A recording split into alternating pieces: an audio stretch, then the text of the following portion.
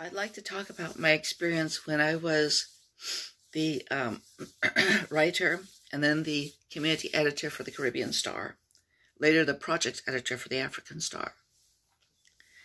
My boss would often send me to meetings or events, and he would frequently ask afterwards, "Denise, were there any other white people there?"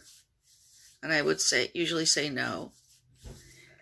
Okay, now, he also told me on another occasion, sometimes Caribbean black people have trouble getting along with other black people. For a lot of them, whites are just off the list, and they're asking for you. Okay. And another time he said, there are very few African Americans I would send to be the only African American in a group of Caribbean blacks. There is no other white person other than you. And I've asked other white people, and they said, how would you feel if you were the only white person in a group of black people?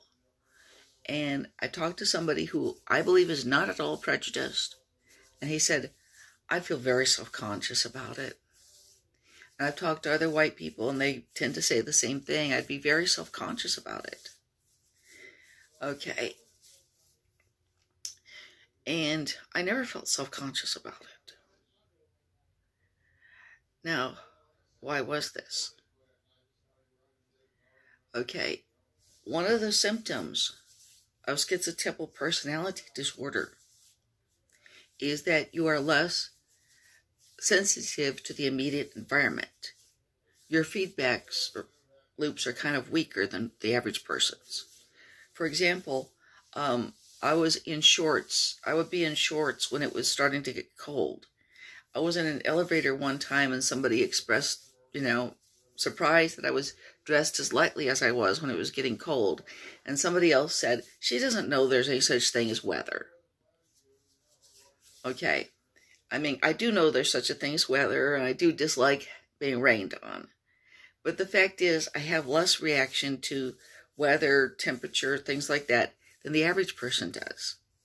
Possibly because of schizotypal personality disorder. It's very common among people with that disorder. Now, I'm reminded of the song, Daddy Frank the Guitar Man Was Blind.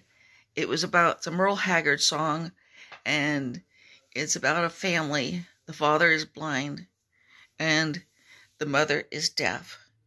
And they go from town to town, earning a living by making pretty music.